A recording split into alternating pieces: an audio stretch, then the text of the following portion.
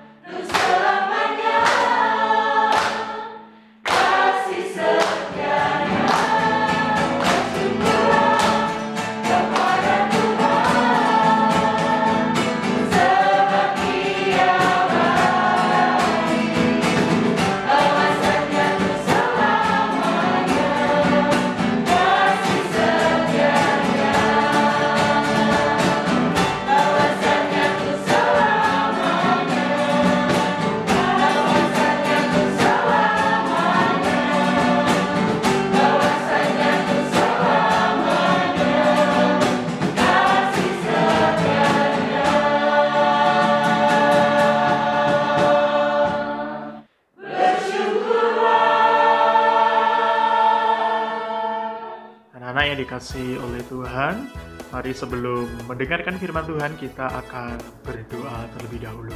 Mari kita berdoa. Allah yang kami sembah, di dalam nama Tuhan kami Yesus Kristus, kami mengucap syukur pagi hari ini oleh karena kebaikan dan kemurahan Tuhan, kami boleh bersama-sama beribadah pada kegiatan Pepen Kris di hari yang terakhir ini. Tuhan, kami akan mendengarkan firman-Mu. Kiranya Tuhan menolong kami, berkati firman yang akan kami baca, berkati firman yang akan kami renungkan bersama-sama, supaya firman ini menolong dan memberkati setiap kami. Terima kasih ya Allah, kami undang Roh Kudus, Engkau hadir, menyertai dan memimpin setiap kami. Di dalam nama Tuhan kami, Yesus Kristus, kami mengucap syukur dan berdoa. Amin. Anak-anak yang dikasihi oleh Tuhan, firman Tuhan pada pagi hari ini saya ambilkan dari kitab Matius pasal yang ke-6 ayat 22 sampai 23. Demikian sabda Tuhan. Mata adalah pelita tubuh. Jika matamu baik, teranglah seluruh tubuhmu. Jika matamu jahat, gelaplah seluruh tubuhmu. Jadi, jika terang yang ada padamu gelap, betapa gelapnya kegelapan itu. Nah, anak yang dikasihi oleh Tuhan, renungan kita pada pagi hari ini saya berikan judul pembelajaran di zaman pandemi. Nah, anak-anak, kita bisa melihat hal yang baik dan hal yang tidak baik ini menggunakan mata kita. Jadi, mata kita ini sangat penting sekali di dalam kehidupan kita. Ya, firman Tuhan tadi mengatakan, jika matamu baik maka teranglah. ya seluruh tubuhmu, teranglah kehidupanmu. Jadi oleh karena itu kita harus benar-benar bisa menggunakan mata kita ini dengan baik, anak-anak. Ya, karena ini penting sekali. Nah, anak-anak dikasih oleh Tuhan, saya memberikan ada sebuah kisah ya. Ketika Musa memerintahkan 12 pengintai pada waktu itu, ya, jadi ketika 12 pengintai ini diutus untuk mengintai tanah perjanjian, yaitu tanah Kanaan, ya.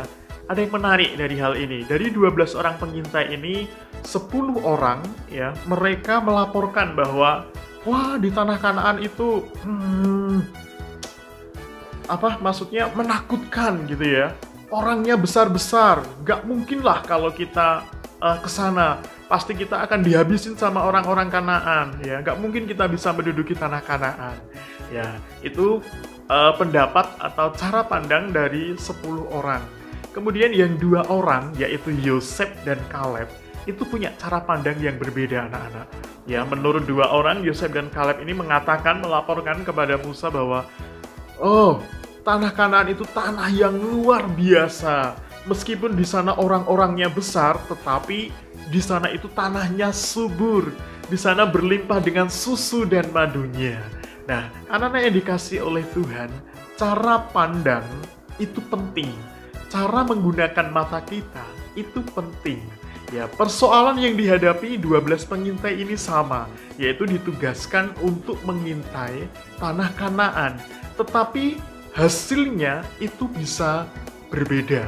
Ya, 10 orang mengatakan bahwa wah, Kanaan ini suram, menakutkan, orangnya besar-besar, nggak mungkin kita bisa menang dengan kalau kita melawan dari orang-orang Kanaan ini ya. Tetapi Yosua dan Kaleb melaporkan yang berbeda, memiliki cara pandang yang berbeda. Yosua dan Kaleb memiliki cara pandang yang positif ya. Tanah Kanaan memang orangnya besar-besar, tapi di sana tanahnya subur, ya, tumbuh-tumbuhannya hijau, berbuah lebat sekali, ya, berlimpah susu dan madunya. Maka kita punya keyakinan kalau Tuhan beserta kita, kita bisa menduduki tanah Kanaan itu. Nah, anak-anak yang dikasih oleh Tuhan, ada yang menarik dalam kehidupan kita kalau ini kita kaitkan dengan situasi pandemi COVID-19 sekarang ini. Anak-anak, kalau kita hitung sejak pertengahan bulan Maret sampai sekarang, karena pandemi COVID, anak-anak harus belajar di rumah.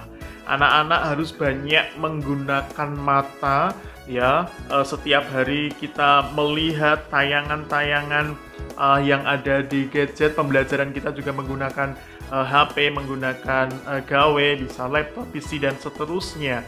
Ya, tetapi yang saya mau katakan di sini adalah bagaimana kita juga bisa memiliki pandangan yang baik di masa pandemi ini. Karena bisa saja di masa pandemi ini, kalau kita punya pandangan seperti 10 orang pengintai tadi, wah, pandemi ini susah ya. Gimana nggak susah coba? Kita mau keluar nggak boleh. Kemana-mana kita harus pakai masker, ya. Harus selalu jaga jarak. Wah, susah, nggak bisa ketemu dengan teman-teman, nggak bisa bersekolah lagi. Ya, apakah kita punya pandangan yang seperti itu? Nah, kalau pandangan seperti itu, saya kira ini harus kita rubah ya, anak-anak, mindset kita. Ya, kita harus punya pandangan yang positif di masa pandemi ini. Memang ya, di pandemi ini semuanya dibatasi, tetapi bukan berarti kita tidak bisa melakukan apa-apa kan. Anak-anak masih bisa bersekolah meskipun secara online. Ya, meskipun tentu ada hambatan-hambatan, tetapi di sini kalau anak-anak bisa mengerjakan sesuatu dengan produktif, dengan sungguh-sungguh, dengan baik, dengan maksimal, hasilnya itu bisa tambah luar biasa loh. Ya, di masa pandemi ini coba kita ambil hal yang positif. Banyak sekali ya, kalau kita ambil cara pandang yang positif itu banyak sekali. Contohnya, kita punya banyak waktu dengan keluarga. Jadi kita bisa menikmati masa-masa dengan keluarga kita. Tentu ini hal yang jarang ya. Kalau masa tidak pandemi, waduh susah nih ketemu dengan orang tua, Pak. Papa, Mama sudah bekerja dari pagi sampai malam, pagi, malam, begitu seterusnya, sehingga kita kesulitan ya. Tetapi ini waktu yang baik, kita juga bisa mengeksplor kemampuan digital kita ya, dengan banyak hal yang bisa kita lakukan ya. Belajar menjadi dari internet. Kita ada banyak sumber belajar yang bisa kita lakukan. Nah, anak-anak yang dikasihi oleh Tuhan, kenapa sih kita sering memiliki cara pandang yang salah di dalam kehidupan ini ya?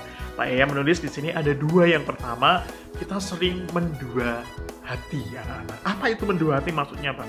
Jadi begini, mata yang baik ya, mata yang baik itu adalah mata yang terfokus anak-anak. Nah, ini kalau kita bisa kaitkan di dalam pembelajaran kita, seringkali kita tidak menggunakan mata kita ini dengan baik ya. Ketika Bapak Ibu guru memberikan tugas, harus kamu mempelajari ini, kamu perhatikan ini dengan baik ya, kamu buka internet ya, yang dilihat bukan yang disuruh oleh Bapak Ibu guru, yang dilihat justru yang lain-lain ya, informasi-informasi yang tidak diperlukan. Nah, ini kan berarti kita tidak fokus. Kadang-kadang tidak fokus ini yang membuat kegagalan di dalam kita mengikuti pembelajaran anak-anak. Ya, jadi tidak fokus ini kadang-kadang atau sering kali justru membuat kita ini tidak maksimal di dalam belajar. Ya, makanya jangan mendua hati ya. Kalau kita waktunya belajar menggunakan gadget untuk belajar, kita fokus untuk belajar. Jangan sampai belajar sambil main game. Wah, ini berbahaya sekali ya. Jadi kita harus fokus dengan apa? Disuruh Bapak Ibu mengerjakan tugas, kita kerjakan dengan baik ya. Disuruh Bapak Ibu melakukan eksperimen, kita lakukan eksperimen dengan baik. Jadi fokus pada satu hal. Kenapa kita sering memiliki cara pandang yang salah? Karena kita sering tidak fokus atau tidak mendua hati gitu ya. Kemudian yang kedua adalah kadang-kadang yang membuat kita memiliki cara pandang yang salah adalah membiarkan sesuatu menghalangi pandangan kita. Anak-anak yang dikasihi oleh Tuhan, seringkali di dalam kehidupan kita, kekecewaan, kemarahan, situasi yang seperti ini menutupi pandangan batin kita, menutupi akal sehat kita, ya, sehingga di sini kita tidak bisa optimal di dalam pembelajaran di masa pandemik ini, ya. Kita tidak bisa mengerti kehadiran Tuhan di dalam kehidupan kita, bahwa Tuhan itu bisa menolong dan memberkati kita meskipun kita belajar dalam situasi pandemik seperti ini ya. Jadi jangan suka marah ya, jangan suka kecewa ya, tetapi mari kita bersyukur ya, kita tetap menjaga kesehatan, kita tetap bersuka cita di masa pandemi ini. Kita masih bisa bersekolah, bahkan lebih daripada itu kita masih bisa menikmati hal-hal meskipun dari rumah begitu ya. Jadi bagaimana kita bisa beradaptasi dengan baik dengan situasi ini, saya kira ini yang membuat mata kita baik, cara pandang kita baik melihat sesuatu persoalan yang kita hadapi di masa pandemi ini. Jadi anak-anak yang dikasih oleh Tuhan, mari kita melalui kebenaran firman Tuhan pada pagi hari ini, kita diingatkan bagaimana kita menggunakan mata kita, bagaimana kita membuat cara pandang kita itu yang baik, yang positif ya. Meskipun setiap hari kita diberhadapkan dengan maksudnya melihat tayangan-tayangan di media itu banyak hal yang tidak baik, tetapi keputusan kita untuk mengambil sesuatu yang baik, saya kira ini penting ya. Firman Tuhan kita baca sekali lagi bahwa mata adalah pelita tubuh. Jika matamu baik, teranglah seluruh tubuhmu. Jika matamu jahat, gelaplah seluruh tubuhmu. Jadi marilah kita menggunakan mata kita, menggunakan cara pandang kita dengan baik. Amin. Mari kita berdoa.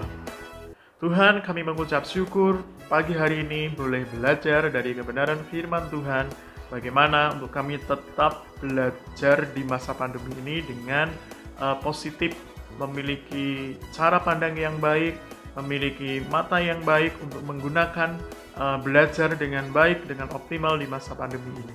Terima kasih ya Tuhan, berkati seluruh siswa yang sudah bersama-sama dengan sungguh-sungguh, dengan serius mengikuti ibadah ini. Kiranya berkat Tuhan melingkupi mereka. Berkati juga para orang tua yang bekerja, menolong, memberkati seluruh siswa dan seluruh orang tua kami. Terima kasih ya Tuhan, kami juga berdoa untuk sekolah kami, SMP Kristen 2, Tuhan berkati. Terus untuk kami boleh memberikan pelayanan yang baik kepada seluruh siswa kami pada masa pandemi ini. Berkati seluruh guru, berkati seluruh karyawan, dan berkati seluruh kami semuanya. Terima kasih ya Tuhan, kami mengucap syukur. Di dalam nama Tuhan kami, Yesus Kristus, kami bersyukur dan berdoa. Amin. Selamat berakhir pekan dan Tuhan Yesus memberkati. Shalom.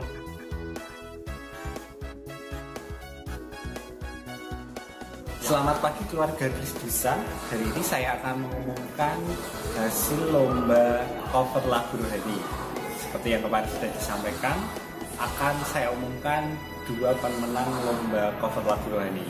Yang pertama ada Aurel Gita dari kelas 8B, dan yang kedua ada Sheila dari kelas 7C. Terima kasih untuk semua yang sudah berpartisipasi. Ikuti lomba yang akan diadakan di kesempatan-kesempatan selanjutnya. Terima kasih, Tuhan memberkati.